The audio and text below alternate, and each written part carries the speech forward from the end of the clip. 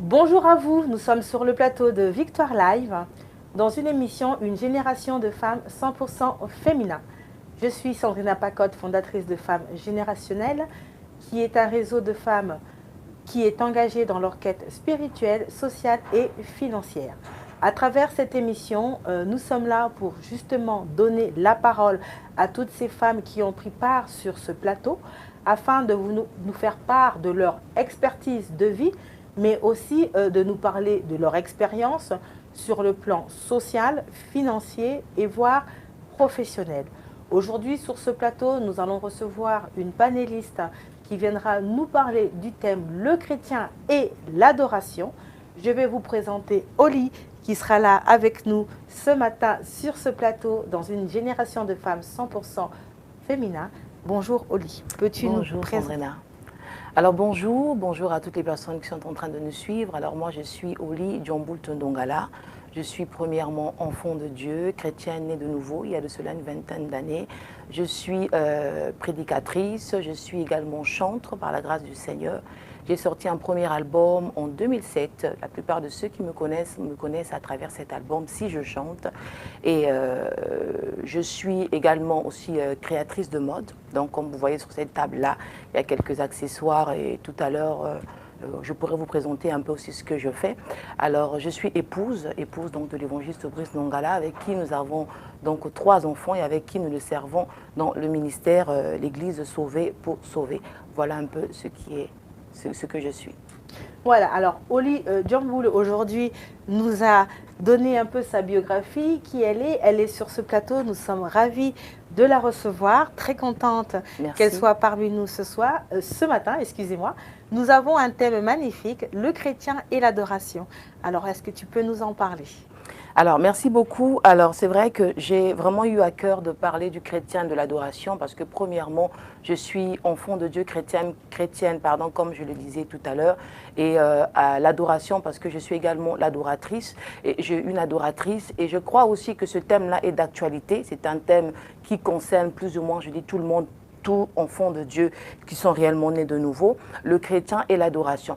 Alors premièrement, je voulais d'abord parler, c'est quoi un chrétien? Parce que c'est vrai qu'au jour d'aujourd'hui, on entend beaucoup de personnes dire que je suis chrétienne, je suis chrétien, et à croire que des fois c'est un slogan, alors que plus tard, on va voir qu'effectivement être chrétien, c'est plus profond que ça, c'est pas juste une phrase, c'est pas juste un slogan, mais c'est vraiment une vie.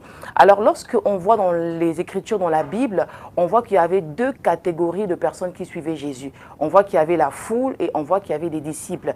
Et souvent la foule venait à Jésus par intérêt, parce qu'ils avaient vu Jésus-Christ faire des miracles. Et nous le voyons justement même dans Jean 6, où la foule va venir auprès de Jésus parce qu'ils avaient vu des miracles. Et à un moment donné, ce que j'aime bien, c'est que vous allez voir, c'est que il y a la catégorie des disciples. Jésus marquait toujours aussi la différence entre la foule et les disciples. Vous voyez que lorsque Jésus devait enseigner à la foule, Jésus prenait les disciples avec lui et s'asseyait sur la montagne. Donc ici, on voit qu'il y a une différence entre la foule et on voit la différence aussi avec les disciples. Et malheureusement, aujourd'hui, nos églises sont vraiment remplies de la foule. La foule, quand on parle de la foule, c'est toutes personnes confondues. Ce sont ces personnes, des fois, qui viennent au Seigneur, pas parce qu'ils ont rencontré personnellement la personne de Jésus, mais c'est parce qu'ils ont besoin du mariage, parce qu'ils ont besoin d'une guérison, parce qu'ils ont besoin de quelque chose. Et j'ai envie de dire que ces personnes-là viennent au Seigneur par intérêt, pas par amour. Alors que le disciple, quand on parle d'un disciple, on parle d'une personne qui est auprès d'un maître, qui écoute l'instruction, qui essaye vraiment de reproduire ce que son maître lui demande de faire et arriver quelque part à être comme son maître et pourquoi pas même dépasser le maître, parce que Jésus dit dans sa parole, celui qui croit en moi fera des œuvres que j'ai faites et il en fera encore de plus grandes. Donc il est important de savoir que pour être un bon chrétien, il faudrait d'abord aussi être aussi un bon disciple, être une personne qui est disciplinée, une personne qui connaît les principes du royaume, une personne qui a une relation approfondie, enrichie avec avec le Seigneur. Alors, comme je disais tout à l'heure, être chrétien, ce n'est pas un slogan. Et aujourd'hui, on n'est pas chrétien parce que mon père est chrétien, ou parce que mon père est pasteur, parce que ma mère est pasteur, ou parce que je suis né dans une famille chrétienne. Parce que c'est vrai que vous avez des personnes qui vont dire « je suis chrétienne », mais quand vous les voyez, ce sont des personnes peut-être qui boivent, qui fument, ou encore qui ne vivent pas conformément à la parole de Dieu. Alors là, il y a un problème. Même si on est issu d'une famille chrétienne, ce qu'il faudrait savoir, c'est que on devient chrétien parce que on a reçu personnellement Jésus-Christ dans sa vie comme étant son Seigneur et son Sauveur. Et j'ai envie de dire, jusqu'à là, on ne parlait pas des chrétiens dans la Bible, parce que Jésus-Christ, lorsqu'il est venu, il avait formé encore ses disciples. Vous allez voir, il y avait 5 catégories de disciples. La première catégorie, il y avait déjà les 120 disciples. Ceux-là, ils suivaient Jésus. Je pense qu'ils avaient envie un peu de s'intéresser par rapport à ce que Jésus-Christ était en train de dire. Certainement qu'ils écoutaient aussi les enseignements. Donc, de 120, nous sommes passés à 70. Et lorsqu'on lit la parole dans Jean 6, là-bas, 66, nous voyons qu'il y a plusieurs disciples se sont retirés. Voilà, ils se sont retirés. Pourquoi? Parce que Jésus avait des paroles qui étaient tellement dures et il ne pouvait pas, au fait, supporter ces paroles-là. Donc, de 120, nous sommes passés à 70. De 70, nous sommes passés à 12. Et justement, de 12, là, Jésus a pris maintenant le temps de choisir ses 12 disciples. Et de 12 disciples, nous sommes passés, je peux dire, à 3. Quand je parle de 3, au fait, des 12, à un moment donné, Jésus a pris 3 disciples, donc Jean, Pierre et Jacques, devant, en fait, la montagne de la transfiguration. Et maintenant, de 3, là, Jésus maintenant a choisi Pierre pour lui remettre les clés de l'Église. Donc, vous voyez un peu que même lorsqu'on est disciple de Jésus-Christ, maintenant, il y a toujours, on doit toujours aspirer à avoir une relation beaucoup plus approfondie. Ça veut dire, même si on est disciple de Jésus-Christ, on doit constamment encore le chercher personnellement, particulièrement, tous les jours dans notre vie, dans notre marche chrétienne, on doit toujours chercher à connaître le Seigneur. Et j'ai une petite... juste pour reprendre, pour permettre aux personnes qui rentrent au fur et à mesure dans l'émission, et après te laisser continuer dans ton élan, c'est tout simplement bien dissocier ce que notre sœur nous disait. Donc, il y a 2 catégories de personnes. Il y a la foule et les disciples. Et les disciples. Et donc, dans la foule, c'est là où on va retrouver justement une multitude de personnes, pour ne pas dire chrétiennes, mais de personnes qui vont avoir soit une connaissance ou qui vont avoir simplement un désir, un besoin, un intérêt, et qui vont penser qu'ils sont des chrétiens, ou qui sont dans le conditionnement de la notion du chrétien, mais en fait, ces personnes-là ne sont là que de façon physique. Exactement. C'est bien ça? Exactement. Et nous allons retrouver donc les disciples.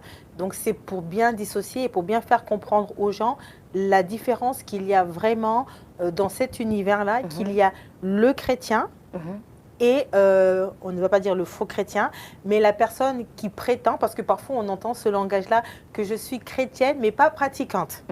C'est un langage qui est courant, qu'on entend généralement autour de soi.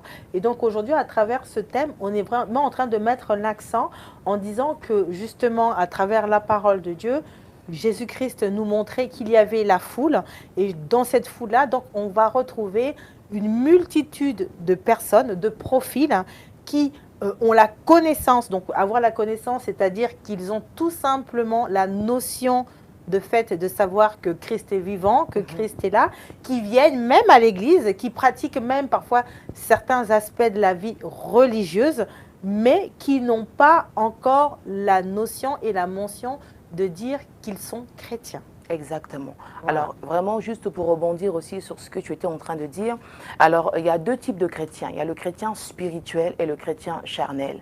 Et le chrétien spirituel, c'est celui-là qui a reçu Jésus dans sa vie comme étant son Seigneur et son Sauveur. Seigneur, parce que je reconnais que Jésus est le maître de ma vie. Ce n'est plus moi qui dicte ou qui dirige ma vie, comme l'apôtre Paul a dit, ce n'est plus moi qui vis, mais c'est Christ qui vit en moi. Et le chrétien charnel, donc, pour terminer avec le chrétien spirituel, il le reçoit aussi en tant que Sauveur. Il le reconnaît que Jésus est mort à la croix pour moi. Si aujourd'hui je vis, c'est parce qu'un jour Jésus a versé de son sang à la croix. Mais par contre, le chrétien charnel, il a reçu Jésus dans sa vie comme étant son sauveur. Il reconnaît que Jésus est son sauveur, mais pas son Seigneur. Ça veut dire que celui-là, au fait, il fait un peu les choses comme il veut. Il se réveille un bon matin, il ne demande pas au Saint-Esprit comment est-ce que tu veux que la journée se passe, qu'est-ce que tu veux que je fasse, mais c'est une personne qui marche un peu selon la chair. Voilà.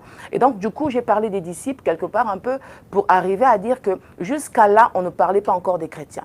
On a commencé à parler des chrétiens, c'était à Antioche. Et ce ne sont pas les disciples qui ont commencé à crier sur les toits, nous sommes des chrétiens, nous sommes des chrétiens. Mais ce sont des personnes qui les ont observés, qui ont vu qu'ils étaient différents des autres. Parce que chrétien veut dire comme Christ. Donc, un bon disciple qui a pris au pied de son maître doit arriver ou bien est amené à ressembler à son maître. Et c'est aux gens aussi de constater, parce qu'au jour d'aujourd'hui, c'est vrai qu'il y a de ces personnes-là, des fois, qui aiment crier tout haut et fort que je suis chrétien, que je suis converti. Il y a de cela 20 ans, 30 ans. Mais lorsqu'on regarde leur vie, on se pose des questions. On se pose des questions à savoir est-ce que la personne est réellement convertie. Donc moi, je pense que des fois, il est important des fois de se taire. On ne crie pas forcément on est chrétien, mais laissons les gens qui sont de l'autre côté nous observer et juger et dire, témoigner effectivement, vous êtes chrétien, vous êtes comme donc, Christ. En fait, que nos actes parlent plus que notre langage. Exactement, finalement. exactement. Donc c'est très important comme je disais. Et donc du coup là, ce sont justement des gens qui ont dit que non, ces disciples-là, ce sont des chrétiens. Alors ici, justement, je reviens par rapport à ce que je disais au départ. On n'est pas chrétien parce qu'on est né d'une famille chrétienne. Mais on est chrétien parce que nous-mêmes, on a une relation personnelle avec le Christ, personnelle avec le Seigneur. Et on reçoit Jésus dans notre vie. Et là, maintenant, on devient enfant de Dieu. Et quand maintenant on devient enfant de Dieu, quand on a compris déjà cet aspect-là, que être chrétien, ce n'est pas un slogan. Être chrétien, parce que ce n'est pas parce que je suis issu d'une famille chrétienne que je suis chrétien, mais c'est parce que moi-même, j'ai reçu personnellement le Seigneur et que je sois aussi passé par les eaux du baptême, parce que les eaux du baptême aussi sont très importants aujourd'hui. Ce n'est pas le sujet. Mais quand tu comprends que non, j'ai vraiment reçu Jésus dans ma vie, alors là, l'adoration maintenant concerne tout enfant de Dieu, concerne tout chrétien. Que tu sois pasteur, que tu sois évangéliste, que tu sois docteur, que tu sois apôtre, l'adoration concerne tout enfant de Dieu. Pourquoi je dis ça? Longtemps, on a cru que l'adoration était un style de musique. Même si je sais que dans nos cultes, dans nos assemblées, souvent, on aime beaucoup plus adorer. Alors, je dirais des musiques un peu slow, qui sont un peu lents, nous permettent beaucoup plus de nous concentrer, de prier. Mais l'adoration est plus qu'un style de musique. Alors ici, je ne m'adresse pas seulement qu'aux chantres, mais je m'adresse à tout chrétien. Pourquoi? Parce que beaucoup de personnes pensent que l'adoration est liée juste ou bien concerne juste les chrétiens, les musiciens, les chantres, mais que eux, en tant que chrétiens, ils ne doivent pas adorer. Alors, voyons un peu la définition de l'adoration. L'adoration en grec veut dire proskuneo. Quand on dit proskuneo, c'est le fait de se prosterner. Ça veut dire que c'est une attitude. Je me prosterne et mon front, je le mets contre terre. Et lorsqu'on regarde la définition, on voit aussi proskuneo, c'est le fait aussi de baiser une main. On voit la révérence, on voit le respect, on voit la considération. C'est le fait de rendre hommage à une divinité. Alors on voit que l'adoration, en fait, c'est au-delà des mots. On voit que l'adoration, c'est une attitude. On voit que l'adoration, c'est une vie. Alors quand on comprend que l'adoration est une vie, alors qu'on deviendra réellement des adorateurs et notre vie ne va même plus nous appartenir. Alors j'approfondis encore. La première notion de l'adoration, on voit ça avec Abraham dans Genèse. Ici, on voit le père Abraham, le père de la foi. Dieu va demander de quitter la maison de son père. Et vraiment, c'est un homme qui avait vraiment la foi. Il ne savait pas où il allait, mais il avait tout simplement entendu la voix de Dieu. Et Dieu lui avait fait des promesses. Et notamment, parmi la promesse, Dieu lui avait promis qu'il lui donnerait un fils. Isaac, que nous connaissons, qui veut tout simplement dire sourire. Parce que j'imagine un peu Sarah, elle avait 90 ans, elle devait recevoir des critiques. Voilà, des gens certainement se moquaient. Quand elle regardait autour d'elle, elle voyait des femmes qui donnaient naissance. Elle était stérile et c'est vrai que j'imagine qu'elle devait être triste. Entre femmes, on se comprend. Mais lorsqu'elle a maintenant Isaac, elle sourit. Elle retrouve, entre guillemets, comme goût un peu à la vie. D'accord. Et maintenant, Dieu va demander à Abraham. Et même avant de demander à Abraham, Dieu avait vu que Abraham affectionnait son fils Isaac, ce qui est normal parce que c'est son fils. C'est le fils vraiment bien aimé, qu'il aimait, etc. Et vous allez voir que beaucoup de personnes pensent que lorsque Dieu avait demandé à Abraham d'aller consacrer Isaac, Isaac était bébé.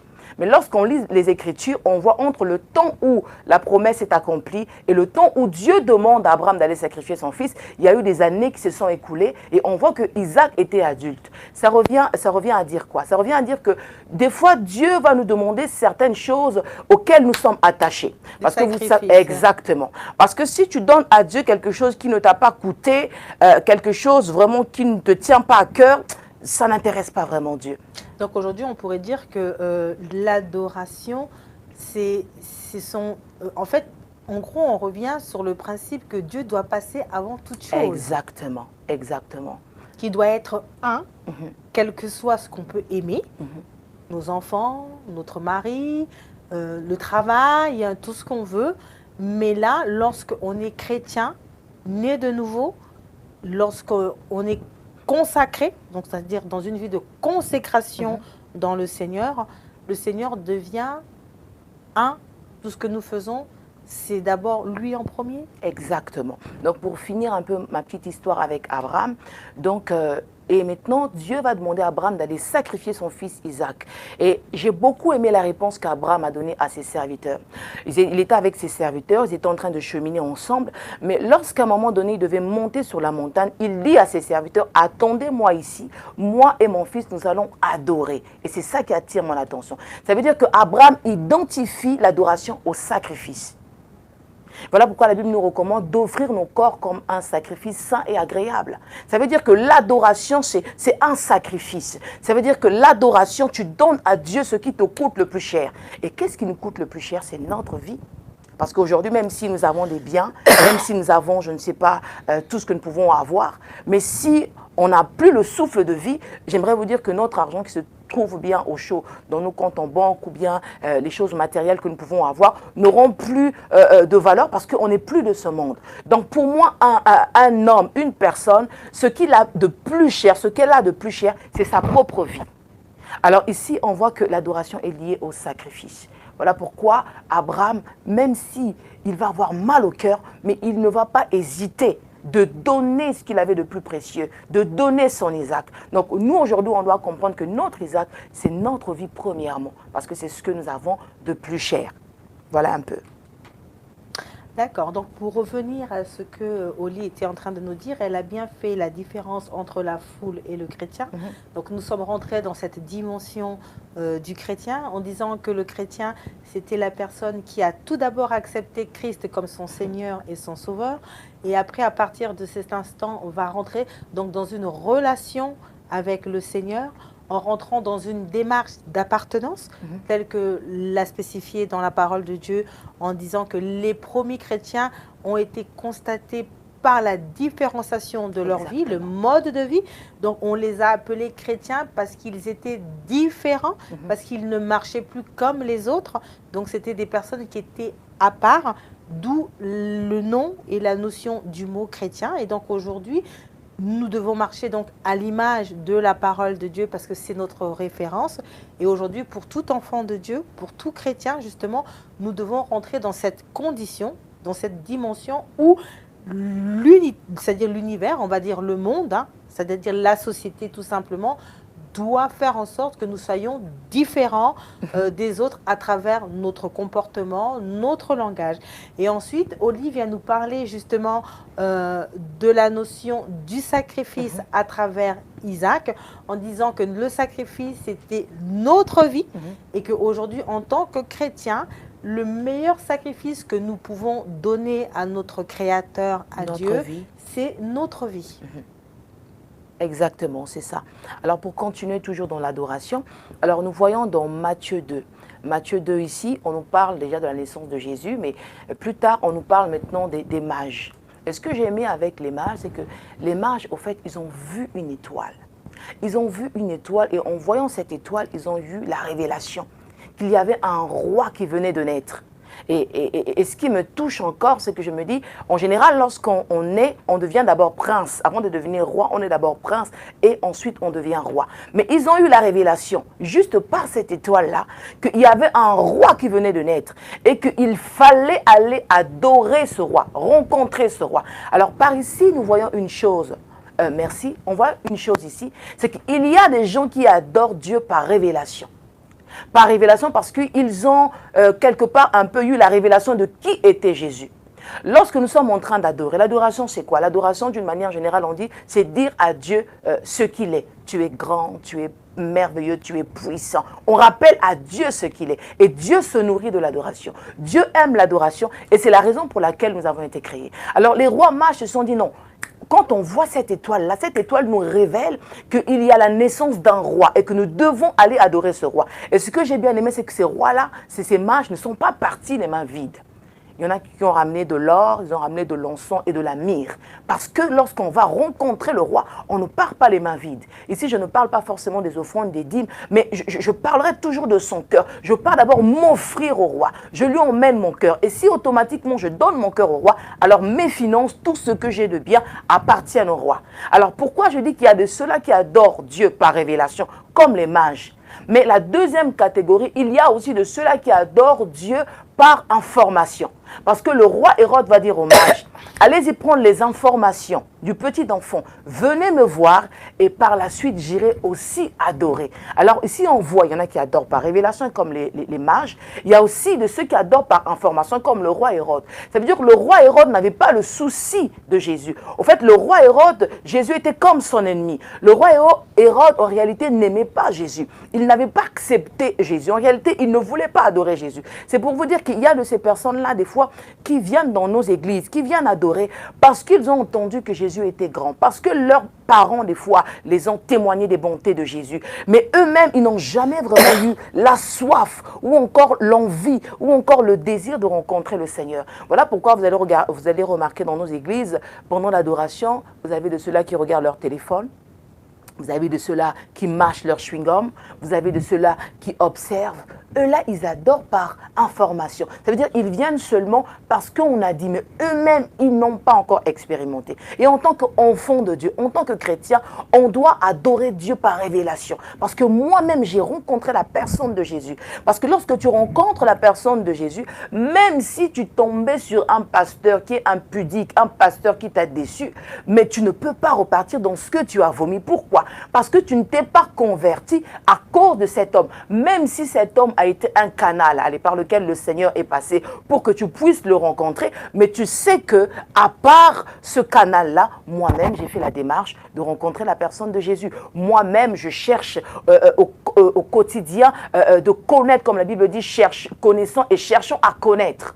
Ça veut dire que même dans l'éternité, pourquoi est-ce que les anges disent « tu es saint, tu es saint » C'est moi qui imagine, je me dis c'est parce que chaque seconde, bien que dans l'éternité, il n'y a pas de temps, mais chaque seconde, ils découvrent la puissance, la beauté, la grandeur et la puissance de leur Dieu. Et ils disent « tu es saint ». Quand ils disent que tu es saint, ils voient une autre facette de la personne de Jésus. Alors juste pour dire que nous devons être des chrétiens qui adorons Dieu par révélation. Pas parce qu'on m'a dit, même si on m'avait dit, comme a dit Job, mon oreille avait entendu, mais maintenant mes yeux t'ont vu. On doit passer à cette dimension où non seulement on a entendu, mais maintenant on a vu et nous-mêmes nous sommes en train de vivre au quotidien l'adoration.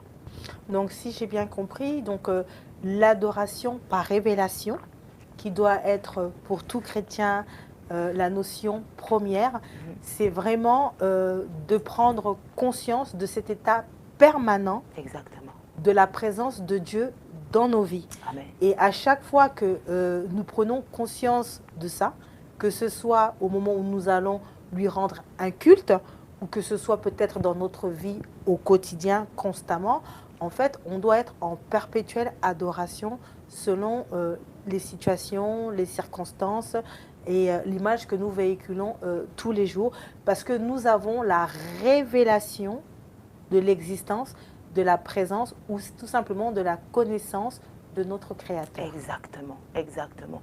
Donc je dirais aussi, c'est que comment adorer Dieu? C'est vrai que au-delà des mots, au-delà de la parole, les mots, comme je répète encore, mais il y a cette vie-là. Le fait que déjà que tu marches dans la sanctification, tu es en train d'honorer Dieu. Tu es en train d'adorer Dieu. Je vais revenir quand même sur les mots et après on va continuer parce que c'est important. Quand on parle des mots, c'est aussi parce que parfois il y a des personnes qui ne savent pas adorer le Seigneur, qui aimeraient le faire et puis qui finalement se disent mais comment tu fais pour adorer le Seigneur? Est-ce que là tu pourrais peut-être là en quelques mots dire justement à tous ces chrétiens qui aimeraient adorer le Seigneur et qui n'y arrivent pas, mais à travers la notion du mot. Qu'est-ce qu'aujourd'hui on peut dire au Seigneur quand on l'adore? Qu'est-ce qu'il faut faire? Est-ce qu'il faut aller dans de la poésie, comme on peut le voir? Je ne dis pas que c'est mauvais. Est-ce que c'est un état de reconnaissance de ce qu'on fait au quotidien? Qu'est-ce que tu peux dire par rapport à ça? Alors, ce que je peux dire par rapport à ça, alors premièrement, j'aimerais dire, c'est que l'adoration aussi, c'est l'expression du cœur. C'est ton cœur qui parle. Lorsque tu aimes une personne, tu n'as pas, au fait, tu trouveras des mots qu'il faut pour dire à cette personne-là. Donc, pour aider ces personnes-là, ce que je pourrais vous dire, c'est de méditer la parole de Dieu. Lorsqu'on lit les Écritures, eh bien, la Bible nous décrit un peu qui est Dieu, ce qu'il est, ce qu'il a fait, par exemple. Et lorsqu'on sait ce qu'il est, ce qu'il a fait, au fait, on aura toujours de quoi, au fait, l'adorer. On aura toujours de quoi l'adorer. Et j'ai envie de dire à quelqu'un, il ne faudrait pas seulement répéter les phrases qu'on a entendues. Parce que sinon, ça devient des slogans et ça n'a pas d'impact. Parce que lorsque tu dis à quelqu'un, oui Seigneur, tu es grand. Oui, tu es grand. C'est la vérité et c'est dans la Bible. Alors, il faut arriver à cette dimension où tu aspires toi-même à expérimenter la grandeur de Dieu. Tu dis, Seigneur, je veux expérimenter ta grandeur, bien que tu sois grand, mais crée des situations aussi qui feront que je puisse dire, non, tu es grand. Que je puisse dire que tu es puissant. Adéquation entre le mot qu'on fait sortir et la véracité du mot qu'on va employer. C'est-à-dire ne pas dire que tu es grand parce qu'il faut le dire, mais parce que justement, on a réellement la prise et expérimenté que Dieu est grand. Soit à travers les expériences de nos vies, tout simplement, ou tout simplement aussi à travers la connaissance de la parole de Dieu et de tout ce que le Seigneur a pu faire depuis l'œuvre de sa création. Exactement. Et surtout aussi, il faut être passionné de Dieu. Lorsqu'on est passionné, comment être passionné? C'est vraiment le désirer au quotidien. C'est le chercher à travers la parole, à travers la méditation de la parole, à travers la prière, à travers le jeûne. Au fait, c'est constamment être dans son environnement, être dans sa présence et on devient passionné de Dieu. On devient amoureux de Dieu. Et j'aimerais vous dire que nous, les femmes, lorsqu'on est amoureuse, alors on ne manque pas de mots, en tout cas devant notre chéri, notre mari, la personne que nous aimons. Donc l'adoration, c'est parler avec des paroles pleines de charme, des paroles qui viennent réellement de notre cœur. Pas parce qu'on a entendu, mais c'est parce que j'ai envie de dire je t'aime Jésus. Et lorsque je dis que je t'aime Jésus, pas parce que je l'ai entendu, je répète encore, mais c'est parce que c'est un sentiment fort qui brûle et qui monte dans mon cœur et j'ai envie de dire je t'aime Jésus. Et pour avoir justement tous ces aspects, je ne fais que compléter donc ce qu'était en train de dire Oli, c'est que si aujourd'hui en tant que chrétien nous avons besoin d'avoir tous ces éléments-là, il faut avoir une relation vraiment personnelle et individuelle avec le Seigneur. Parce qu'à un moment donné, la source peut tarir. C'est vrai qu'à un moment donné, parfois on ne sait plus trop quoi dire au Seigneur. Pas parce qu'on n'a pas les mots, parce que les mots, il y en a plusieurs, mais tout simplement parce qu'à un moment donné, dans notre bagage intérieur, on n'a plus rien. Parce qu'on n'est pas en relation perpétuelle avec le Seigneur, c'est-à-dire qu'on n'est pas en adéquation. On a tendance à dire qu'on prie, on ne prie pas, on n'est pas dans cette reconnaissance de se dire que tiens, je me suis réveillée le matin, je vis, c'est une grâce, merci Seigneur, je te remercie parce que là, je vis. Alors que nombreux, peut-être au moment où je suis en train de parler, sont morts, mais aujourd'hui, tu me donnes la possibilité d'être parmi les vivants. Ça peut être un sujet d'adoration. Le fait d'être dans la reconnaissance de chaque chose qui entoure et qui englobe notre vie peut être justement un sujet d'adoration. Après, la liste est exhaustive, hein, il y a beaucoup de choses, mais ce sont simplement des petites pincettes pour vous permettre de pouvoir avoir la notion d'adoration. Adorer vraiment le Seigneur pour sa vie, être reconnaissant parce que je travaille, être reconnaissant parce que je suis en bonne santé, avoir cet esprit de gratitude, reconnaître la beauté de son œuvre. Par exemple, lorsqu'on se balade dans la rue et qu'on voit la beauté de la nature, lorsqu'on voit les oiseaux du ciel, quand on contemple tout cet univers-là, on peut se dire « Waouh, ce que le Seigneur a fait est magnifique ». Donc, il y a plusieurs choses qui peuvent nous donner cette capacité et cette possibilité d'adorer, mais il faut simplement apprendre à lire autour de soi et surtout, comme l'a dit, c'est vraiment d'être en adéquation, comme l'a dit tout à l'heure Oli, c'est vraiment de prendre conscience de ce qu'on a. C'est comme une femme, quand elle aime son mari, elle ne va pas chercher à gauche, elle va chercher naturellement. Quand on dit à son mari ou à sa femme « je t'aime », c'est l'expression du cœur qui parle. C'est la même chose pour l'adoration. Le but, c'est pas de faire de longues prières, mais c'est de tout simplement exprimer son cœur. Exactement, simplement, parce que Dieu n'attend pas que nous puissions avoir un grand vocabulaire. Parce qu'il y a des personnes qui n'arrivent pas très bien à s'exprimer. Et d'ailleurs, il y a des personnes qui sont muettes, qui ne parlent pas. Alors, toutes les personnes qui sont muettes. Alors, si on doit limiter l'adoration juste,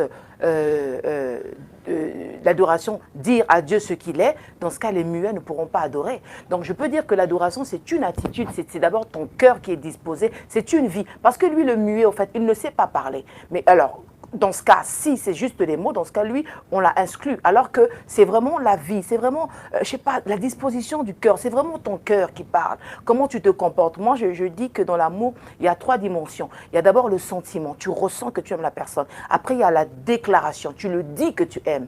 Et après, il y a la démonstration. Vous avez de ces personnes-là, des fois, ils ne vont pas forcément vous dire que je t'aime, bien que ça fait toujours du bien aussi de dire à la personne qu'on l'aime. Mais moi, j'aime encore lorsque tu le démontres. Parce que tu peux me dire que je t'aime. Mais si tu m'insultes, tu me bats, tu ne me respectes pas, tu ne me considères pas, donc ton je t'aime là, je vais douter. Bien Jésus, sûr. il est venu, il nous a aimés. La Bible dit car Dieu a tant aimé le monde qu'il l'a donné.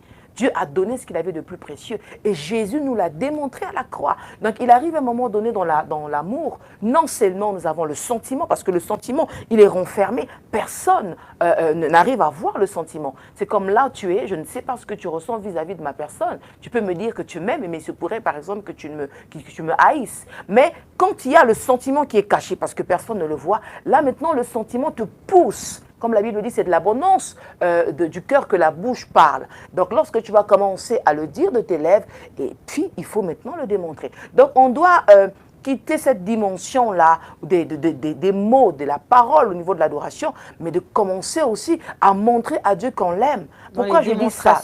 La démonstration. Pourquoi est-ce que je le dis? Parce qu'au jour d'aujourd'hui, vous avez des personnes qui disent que je suis chrétien, je suis adorateur, adoratrice, mais qui vivent dans le péché. Comment vous expliquez ça? Par exemple, je prends pour moi une chantre, par exemple. Vous avez de ces personnes-là qui vivent consciemment dans le péché. La Bible dit que celui qui pratique le péché est du diable. La Bible dit que nous branchons d'une manière ou d'une autre. Ça veut dire que nous tendons vers la perfection. Il peut arriver que nous puissions pécher. Mais ici, je condamne le péché que toi-même que tu as, je peux dire, préparé d'avance. Là, tu te dis que tu pratiques. Tu sais que tu es dans une vie qui n'honore pas le Seigneur, mais tu es quand même dedans. Et après, le dimanche, tu prends le micro et tu vas commencer à chanter devant tout le monde. Et je me dis, ça, c'est un manque de respect. Ça, ce n'est pas l'adoration. On s'attire la malédiction. Et j'aimerais dire que l'adoration concerne tout le monde. Aujourd'hui, des fois, on voit même dans nos assemblées, bien qu'on a dit que l'adoration, c'est au-delà des mots, mais il arrive quand même lorsqu'on a le culte concerne tout le monde. Et c'est vrai que j'ai déjà vu et observé dans certaines assemblées, vous avez par exemple l'équipe de louange qui est en train d'adorer, de chanter, et quand l'homme de Dieu rentre, on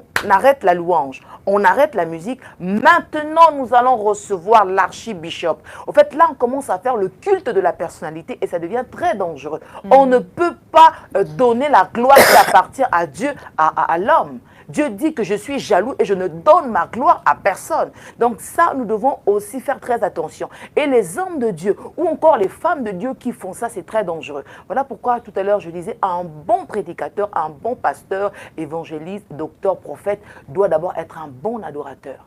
Parce que sinon, c'est seulement des titres, en fait.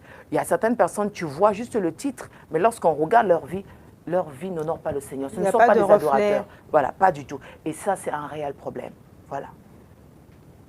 Donc c'est très important de pouvoir refléter en nous ce mode de vie. L'adoration n'est pas seulement un système de paroles, mais c'est toute une conception qui nous englobe autour de nous. Et comme l'a dit, donc c'est à travers la déclaration, la démonstration. Exactement. Et le troisième, c'était non. Je parlais le sentiment d'abord. Le sentiment. Après, vous avez la déclaration et puis il y a la démonstration. La démonstration est le plus important. Finalement, c'est la démonstration. Exactement. Parce que c'est à travers la démonstration qu'on pourra justement être cette lumière qui brille parmi tant d'autres, qui va nous permettre de nous différencier, mais aussi qui va honorer et qui va être agréable. Souvent, on dit souvent, Seigneur, que nous soyons des parfums de bonne odeur. Pourquoi on utilise le mot parfum? Parce que généralement, quand on met du parfum sur soi, on sent bon, et quand on arrive quelque part, on est agréable à travers les senteurs. Et bien, c'est la même chose quand on va se présenter devant le Seigneur. Nous avons besoin, en tout cas le Seigneur a besoin que nous soyons justement des parfums de bon honneur et non des timbales retenties ou des tombeaux blanchis, parce que nous allons voir qu'il y a beaucoup de chrétiens qui adorent le Seigneur, mais qui dans le fond ne reflètent pas la condition ou la vie d'un chrétien. Exactement. Alors j'aimerais aussi dire ceci, c'est que lorsqu'on regarde même dans Jean 4, ici la Bible nous parle de la femme samaritaine. Et Jésus va dire à la femme samaritaine, vous adorez ce que vous ne connaissez pas.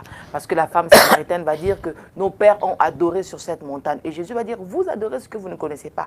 Et ça, en fait, ça rejoint par rapport à ce que je disais tout à l'heure, où je disais qu'il y a des gens qui adorent par révélation, d'autres par information. Et la femme samaritaine, certainement, elle adorait par information. Jésus dit que l'heure vient, et elle est déjà venue, où les vrais adorateurs adoreront le Père en esprit, en vérité. Si Jésus... Je voudrais juste m'arrêter là, c'est très important. Lorsqu'on parle d'adorer en esprit et en vérité, Justement, j'y arrive. Alors, en esprit et en vérité. Alors déjà, si Jésus-Christ dit qu'il faut adorer en esprit, l'heure vient et elle est déjà venue, où les vrais adorateurs adorent le Père en esprit et en vérité. Donc, ça veut dire qu'il y a aussi des faux adorateurs qui adorent aussi le Seigneur en chair et en mensonge. Adorer Dieu, pour moi, en esprit et en vérité, c'est tout son être, comme je dis, qui adore Dieu. Ça veut dire que tu es vrai. Ce que tu fais, il n'y a pas de fausseté. Parce qu'au jour d'aujourd'hui, il y a de ces personnes-là qui donnent une apparence des adorateurs, mais leur vie n'est pas conforme à la parole de Dieu. Donc pour moi, adorer Dieu en esprit, déjà Dieu est esprit. On ne peut pas adorer Dieu en chair. Il faudra que notre esprit soit connecté à l'esprit de Dieu pour pouvoir avoir la révélation de la personne de Jésus et adorer maintenant Dieu en esprit. Et adorer Dieu en vérité, c'est avoir une vie honnête, avoir une vie de vérité, parce que Jésus est le chemin, la vérité et la vie. Un adorateur ne peut pas dire je suis adorateur et vivre dans le mensonge, et vivre dans la magouille, et vivre une vie qui n'est pas conforme à la parole de Dieu. Donc quand on adore Dieu, on comprend d'abord que je ne peux pas adorer Dieu charnellement, j'adore Dieu en esprit, parce que lui-même il est esprit, donc mon esprit est connecté à son esprit, je le cherche dans la prière, dans la relation, dans l'intimité, et je dois aussi avoir une vie qui honore le Seigneur, une vie aussi qui est conforme à la parole de Dieu. Au fait, j'aimerais dire que tout homme, que tu sois chrétien ou non chrétien, tout homme est un adorateur. Pourquoi? Parce qu'il y a de ces personnes-là qui n'adorent pas Dieu, mais qui adorent les femmes, qui adorent les voitures, qui adorent l'argent, qui adorent le chocolat ou tout ce que vous voulez. En fait, l'être humain, ça veut dire que nous sommes tous créatures de Dieu, mais nous ne sommes pas tous enfants de Dieu. La Bible dit à ceux qui l'ont reçu, à ceux qui croient en son nom, cette parole qui est rien d'autre que la personne de Jésus, nous a donné le pouvoir de devenir enfants de Dieu, lesquels sont nés ni de la chair, ni de la volonté de l'homme, ni du sang, mais de la volonté de Dieu.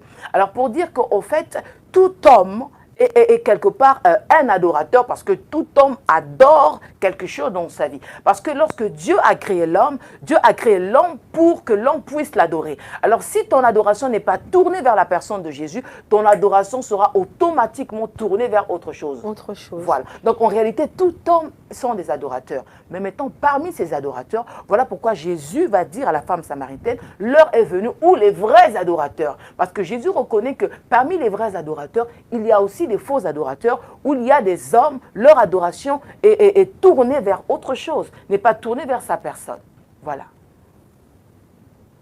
Donc là, si on comprend bien, sur le sujet de l'adoration, il y a donc des vrais adorateurs et des faux adorateurs. Donc il y a des adorateurs qui n'adorent pas selon l'esprit, mais qui vont adorer selon la chair.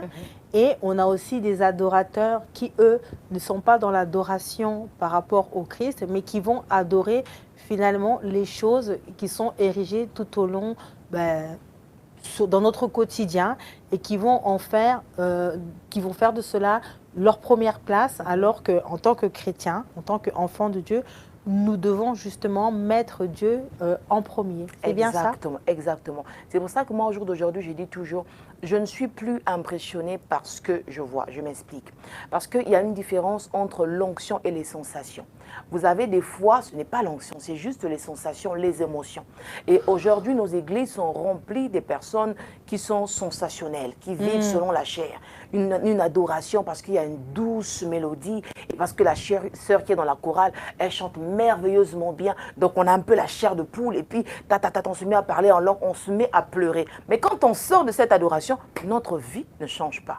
Alors il faudrait que l'adoration nous emmène quelque part à la sanctification. Il faudrait que notre vie soit un témoignage. Il faudrait que les gens qui connaissent la Oli d'avant et la Oli d'aujourd'hui constatent qu'il y a un changement. Il faudrait que les gens disent que non, Sandrina est vraiment une chrétienne. Donc, quand on parle de la fausse adoration, c'est cette adoration-là qui est sensationnelle, qui est charnelle. Ça veut dire qu'on est dans la présence de Dieu, on va se rouler au sol, on va crier, on va pleurer, on va faire tout ce qu'on va faire. Mais quand on sort de là, on commence à manquer de respect. On a tout oublié. On commence à insulter les gens, on ne pratique pas la parole de Dieu. Et lorsque Dieu voit ça, c'est du cinéma. Il ne prend pas plaisir à ça parce que là, tu viens pour démontrer, en gros, prouver aux gens que toi, tu adores. Juste pour vous raconter une petite histoire, un jour, je regardais une petite vidéo sur l'enlèvement. Et ça m'avait beaucoup travaillé et je voulais partager ça avec vous. Et c'était dans une assemblée, une église locale. Et on voyait un homme qui était devant, mais qui était en train d'adorer, mais comme ce n'était pas permis. Comprenez-moi quand je dis comme c'est pas permis, ça veut dire que dans son adoration, il était très gestuel, là, en train d'adorer, il lève les mains et puis, clac, l'enlèvement arrive. Et croyez-moi que la plupart des gens étaient partis et lui, il était resté. Alors, mais quand j'ai regardé ça sur le coup, j'ai ri, je me suis dit, waouh, ça doit nous enseigner. Malheureusement, on a peut-être pris ça, on a peut-être tourné voilà, une petite séquence comme ça, un petit film comme ça, pour nous enseigner. Mais au fait, il faut comprendre que ce sont des choses vraiment qui arrivent dans nos églises au jour d'aujourd'hui. Au jour d'aujourd'hui, vous avez plus des chrétiens charnels, sensationnels, voilà, qui veulent montrer. Or, un adorateur n'a pas besoin de prouver aux gens. Je n'ai pas besoin de prouver aux gens que je suis un adorateur, que je suis une adoratrice. C'est un mode de vie. C'est un mode de vie. Seul Dieu connaît ses enfants. Seul Dieu connaît ses véritables adorateurs. Parce que l'adoration, c'est aussi l'intimité. Quand la Bible dit prier sans cesse, il est impossible, vous êtes d'accord, de prier sans cesse. Ça veut dire que du matin jusqu'au soir, même au travail. Pourquoi? Parce qu'il y a la vie quotidienne. Mais quand on dit de prier sans cesse, c'est l'attitude. Ça veut dire que le cœur est constamment disposé et à tout moment, c'est un mode de vie. C'est un mode de vie. On est dedans, on demeure à n'importe quel moment. C'est-à-dire qu'on est en prière constante. On est là, on peut rigoler, on peut rire, mais en fait, on est dans cet état d'esprit-là. Exactement. Comme des soldats. Voilà, exactement. J'aime beaucoup ce que tu as pris comme exemple. Comme un soldat. Un soldat, il est prêt. Si on dit qu'on doit aller au combat tout de suite. Et je crois qu'un adorateur, un chrétien, un enfant de Dieu, doit constamment être dans cette atmosphère propice qui a toujours constamment dans la présence de Dieu, qui le permet à tout moment. Et puis, j'ai envie de dire, ne prions pas mécaniquement. Moi, je n'aime pas prier mécaniquement. Ça veut dire que quand je me réveille, il faut automatiquement que je prie, que je rende grâce au Seigneur. Avant de dormir, il faut... Ça, c'est vrai que c'est important quand on se réveille de rendre gloire au Seigneur pour le souffle de vie qu'il nous a donné. Oui, c'est une quotidienne. Mais moi, je suis une personne, je suis spontanée, j'aime ça. Ça veut dire que je peux être en train de faire la vaisselle et je me mets à prier. Et moi, quand je parle à Dieu, c'est un secret que je vous donne pour ceux-là, des fois, qui peuvent s'ennuyer dans la prière. Vous avez des personnes, des fois, qui veulent, des fois, se prouver à eux-mêmes que moi, je prie beaucoup, je prie 2 heures, je prie 4 heures, je prie 5 heures. Il est important d'avoir quand même, comment je peux dire, une discipline spirituelle. Le Seigneur va dire à ses disciples, vous n'avez même pas pu veiller avec moi 1 heure. Donc, il est important, en tant qu'enfant de Dieu, d'avoir même minimum 1 heure de prière. Mais si ça arrive, par exemple, que aujourd'hui tu n'as pas pu faire 1 heure, ce n'est pas un souci. Mais c'est pour dire qu'il est important d'avoir une discipline. Moi, quand je prie, des fois, j'imagine que Dieu est assis en face de moi. C'est comme la chaise qui est vide là. Des fois, je suis assis chez moi, je suis assis sur mon canapé et je suis en train de converser, je suis en train de discuter avec mon Père. Et croyez-moi que c'est agréable parce que je ne vois même pas le temps passer. Parce que si je suis là dans mes formules, Jésus, et puis tu vas commencer à regarder l'heure. Donc, tu as besoin des fois, malheureusement, certaines personnes ont besoin de prouver leur performance de prière, prouver que non, je prie super longtemps. Dieu n'a pas besoin de ça. Bien que la discipline est importante, mais Dieu a besoin des enfants qui sont dans sa présence, qui oublient le temps. Ça veut dire le temps n'est plus là, tu prends plaisir à parler à Dieu. Alors parle à Dieu comme je suis en train de vous parler comme ça, comme je suis en train de te parler. Depuis tout à l'heure, on a fait le chemin ensemble, on a parlé et c'était agréable. Je t'écoutais, tu m'écoutais. Je n'étais pas là à regarder l'heure, mais il est quelle heure? Et je crois qu'on doit arriver, l'adorateur doit arriver à ce niveau-là où lorsqu'il parle à son Père, il est bien, quoi. Il n'a pas envie de sortir de la présence parce qu'il parle à son Père. Et c'est tout simplement merveilleux. En plus de ça, Dieu, lui, il est disponible 24 heures sur 24, 7 jours sur 7. Au fait, Dieu, je peux dire, c'est la ligne qui est la plus saturée au monde, mais au même temps disponible. Amen. Alors, c'est tout simplement merveilleux. Voilà. Alors, comme nous le disait donc Oli, la prière, c'est très important. Hein. C'est ce qui nous permet de rentrer en communication avec le Seigneur. C'est ce qui nous permet d'améliorer notre mode d'adoration. Et comme elle le disait tout à l'heure, c'est des petites anecdotes comme ça qui arrivent. Bah, c'est pareil pour moi. Il peut arriver qu'un jour, vous me rencontrez dans la rue et que je suis en train de marcher et je suis en train de parler toute seule. Non, pas du tout. Ça m'arrive Parce aussi. que plusieurs fois, elle parle toute seule. Non, je ne parle pas toute seule. C'est que pendant que je suis en train de marcher, ben, c'est à ce moment-là où j'ai envie de parler à mon père. J'ai envie de tout simplement de communiquer avec lui. Et parfois, ce sont les moments les plus idéaux. Parce que parfois, à la maison, on n'a pas le temps. Parce que, donc, à chaque fois que j'ai la possibilité ou l'occasion de le faire, je peux le faire. Je peux être dans mon train. Je suis là en train de parler, de contempler, de regarder tout simplement la vitre. Je regarde et je parle, je converse avec lui parce que je sais qu'il est là. Il est omniprésent, il est omnipotent, il est partout. Et bien évidemment, on a aussi besoin d'avoir ces moments, ces temps de prière, de discipline, où on a besoin de rentrer peut-être beaucoup plus en profondeur. Donc c'est un système de pensée, c'est un mode de vie qu'on a au quotidien. Et je pense que c'est à chacun de nous de trouver le meilleur qui est adapté à nos vies. C'est pas de se référer à tous ces schémas qui existent. Hein. C'est pas mauvais, mais à un moment donné, je pense que le Seigneur a besoin de cette relation individuelle avec. Et après, tout simplement, il t'emmènera, toi, à comment tu pourras l'adorer. Et puis, il y a des moments où le Seigneur va te dire, bon là, je veux que tu m'adores. Là, je veux que tu rentres en prière. C'est différent. L'adoration, c'est pas... Parce que même dans la prière, il y a la prière tout court, mais il y a aussi l'adoration. Et comme le disait, donc l'adoration, il y a plusieurs multitudes d'adoration. Il y a l'adoration en tant que telle, qui est un mode de vie, qui est un système de pensée quotidienne. Et il y a l'adoration qu'on va faire au moment où on est dans un culte, où là, on rentre vraiment dans la condition d'un adorateur. Parce qu'on nous donne la possibilité, donc là, c'est le moment où on te donne cette possibilité de rentrer en communion personnelle avec le Seigneur. Exactement. Alors tout à l'heure, j'ai ri quand tu as pris l'exemple de parler seul dans la rue, parce que c'est vrai que ça m'arrive, mais pour ne pas être prise comme une folle, des fois je prends mon téléphone, puis je fais comme si je parle. Oui, je parle à Dieu, mais pour ne pas sortir comme étant une folle, je le fais. Pourquoi? Parce que à ce moment-là, j'ai envie. Et en tant que chantre, justement, il y a des inspirations qui me sont venues parce que j'étais en train de marcher. Notamment mon album Si je chante, le titre phare Si je chante. Au fait, j'aime beaucoup ce chant parce que ce chant est tout simplement en train de résumer mon ministère de chantre. La raison pour laquelle je chante. Et je me rappelle très bien, ce chant, je l'ai reçu parce que j'étais en train de prier dans la rue.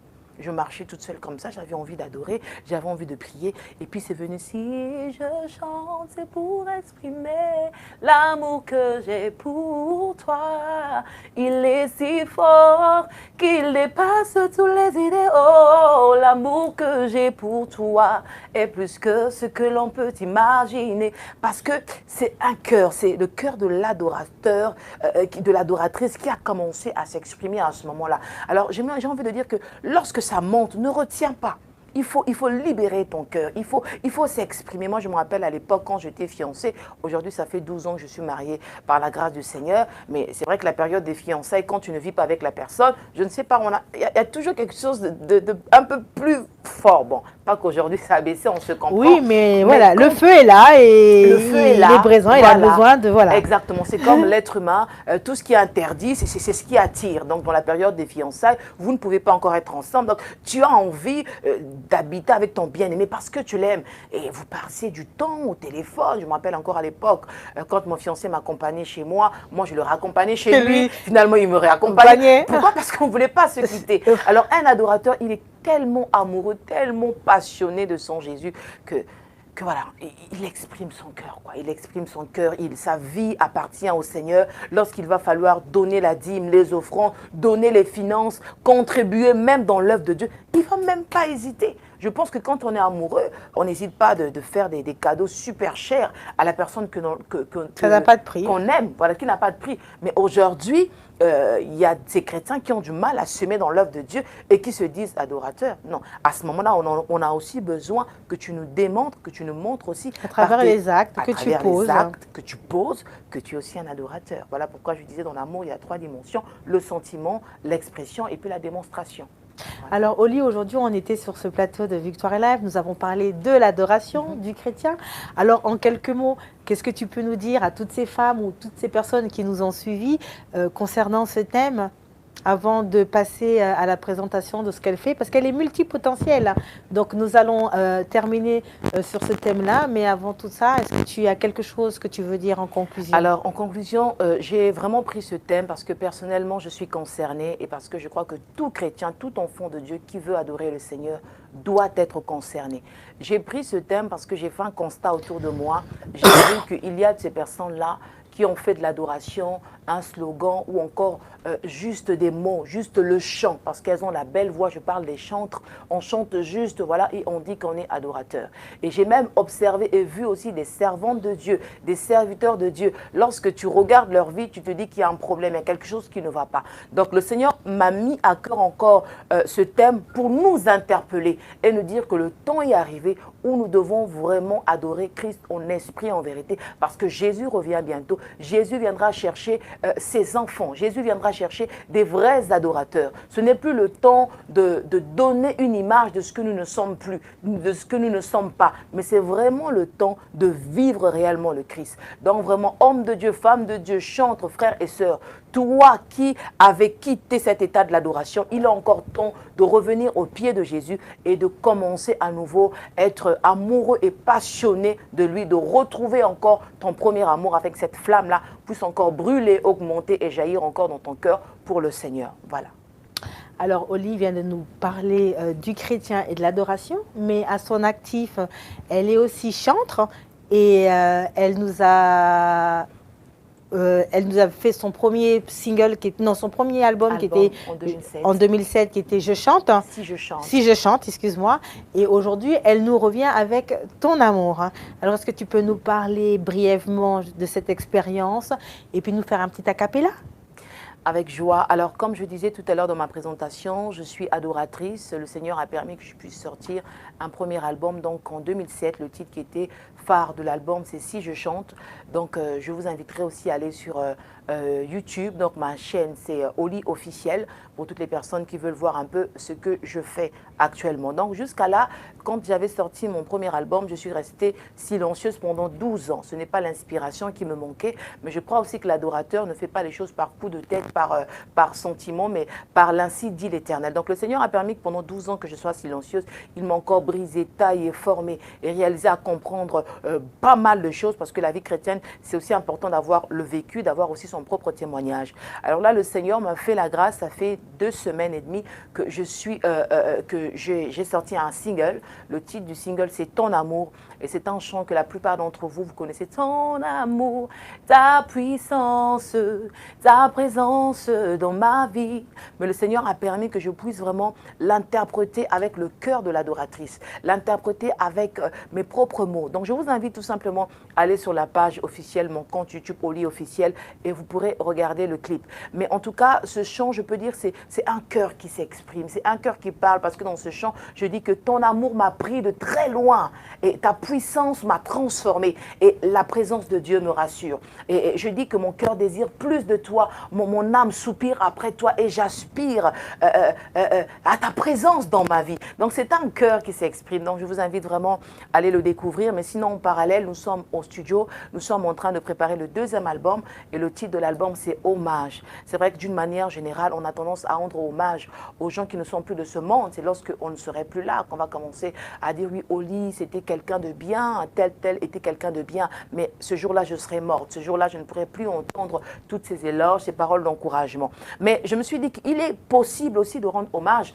à une personne de son vivant. Voilà pourquoi je rends hommage au Seigneur, parce qu'il était mort, il est ressuscité, il est assis à la droite du Dieu le Père. Et je rends hommage tout simplement à ce Dieu. Pour moi, c'est un signe de respect, de considération et d'amour pour lui. Donc très prochainement, vous aurez aussi le clip aussi du titre phare du deuxième album, Hommage. Voilà. Est-ce qu'on peut avoir un petit a cappella, en tout cas, soit de ton amour ou d'un chant qui te vient, que tu veux partager avec les auditeurs sur le plateau de Victoire Live? Mon cœur désire plus de toi, mon âme soupire après toi et j'aspire à ta présence dans ma vie. Mon cœur désire plus de toi, mon âme soupire après toi et j'aspire à ta présence dans ma vie. Oui, ton amour, ta puissance, ta présence dans ma vie. Voilà. J'espère que vous aussi, de l'autre côté, vous avez applaudi. Alors, comme je vous disais, elle est vraiment active, elle est multipotentielle. Donc, nous avons parlé tout à l'heure de sa thématique. Elle nous a fait part de son album et donc, il est encore en cours. Hein, d'ici quelques semaines, donc, il va sortir. Mais elle est aussi créatrice et elle a un talent, c'est qu'elle crée. Alors, elle va nous montrer un peu, là, on va rentrer dans une autre dimension de ce qu'elle fait. Donc, elle va nous présenter un peu ses œuvres qu'elle fait d'elle-même, qu'elle confectionne pour nous, femmes. Et donc, bien évidemment, vous pouvez retrouver tous ces produits sur la page Oli Création. Sur Oli Création. Et donc, elle va nous présenter un peu ce qu'elle fait. Le Seigneur m'a fait aussi la grâce de coudre parce que c'est vrai que j'anime une émission de ce qu'une femme chrétienne doit savoir et je parle beaucoup aussi de l'habillement. C'est bien beau de constater qu'il y a quelque chose qui ne va pas, mais aussi il faut apporter la solution. Donc, je travaille aussi dans la mode. Je travaille particulièrement avec le wax, le pagne africain, mais je travaille aussi avec tout type de tissu. Alors ici, je vous montre un petit foulard donc, qui est vraiment très facile à attacher. Vous faites juste ça. Vous tournez une fois, deux fois, et voilà. Donc, le jeu est joué, le tour est fait. Voilà. Donc, ça, c'est un petit accessoire que je propose, voilà, dans mes créations. Vous avez également là une petite pochette. Ici, j'ai essayé de mettre des petites plumes pour juste apporter un petit design. Voilà. Et là, derrière, là, vous avez justement le wax. Voilà. Vous avez le pagne. Et deux fois. Et deux fois. Voilà. Et super. Voilà. Voilà, c'est arrêté. C'est fait. C'est arrêté. Voilà. Donc, du coup, voilà, je propose ça. Et puis, bon, si vous voyez un petit sac que j'ai fait simili-cuir. Ici, vous avez donc du simili-cuir. Et puis, ici, devant, vous avez donc le pan, le wax. Donc, je fais ça. Et puis, ça, c'est une petite cape aussi que j'ai eu à faire. Donc, quand vous remarquerez, j'ai tout fait, acheté le tissu, j'ai tout coupé. Et donc, du coup, là, vous voyez, donc, tout autour des bordures, je mets du pagne. Et puis, bah, je fais un mélange, au fait, aussi de tissu. Je peux prendre du simili-cuir, comme vous avez vu avec le sac, et mettre avec du wax. Je peux mettre, prendre un autre tissu. Je mélange toujours, je fais un mélange. Sinon, il m'arrive aussi de faire des vêtements 100% Je vais essayer, pagne. je vais l'essayer Voilà. pour qu'on puisse voir. Parce que là, c'est la période, hein, c'est la saison. Donc, pourquoi pas une belle petite cape d'hiver, ou en tout cas de la mi-saison. Voilà, Bien évidemment, il y a plusieurs couleurs. Exactement. Voilà, sur le plateau de Victoire Live, dans une émission Une génération de femmes. Alors, nous avons les différentes créations d'Oli, faites main, où vous pouvez retrouver pas mal de ces articles, comme elle vous l'a montré tout à l'heure. Des sacs, pareil. Donc, un côté où vous allez retrouver du cuir et de l'autre côté, un rappel du wax, du pagne africain. Et tout à l'heure, ce que j'ai essayé, Le petit foulard. le petit foulard sur Extensible. ma, Voilà. sur ma tête. Alors, comme on vous le disait, vous pouviez la retrouver sur la page de Facebook de Oli Création. Oli Création. Tout ce qui concerne mes créations et tout ce qui concerne maintenant le ministère de Louange, sur la page officielle Oli officiel, donc la page Facebook, non, YouTube, Oli officiel. Et là, vous pourrez voir les chants, l'adoration, tout ce que je fais. Voilà. Voilà. Alors, nous, on arrive à la fin de cette émission. Oli, merci. Ça a été vraiment un moment d'échange, un partage. J'espère que vous avez été ravis, vous, de l'autre côté.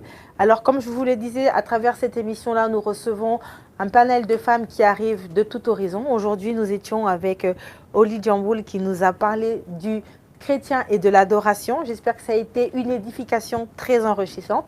Vous pouvez le resuivre en replay. Si vous avez des questions, n'hésitez pas à les poser en commentaire en dessous de ce live. Nous nous ferons un plaisir de pouvoir répondre. Si vous avez besoin des articles que Oli propose, vous pouvez la rejoindre ou en tout cas l'écrire à travers les réseaux sociaux. Elle se fera aussi un plaisir de pouvoir vous répondre.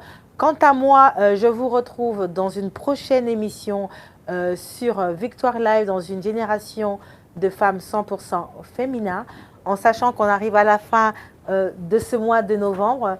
Dans quelques jours, nous sommes déjà à la fin de l'année.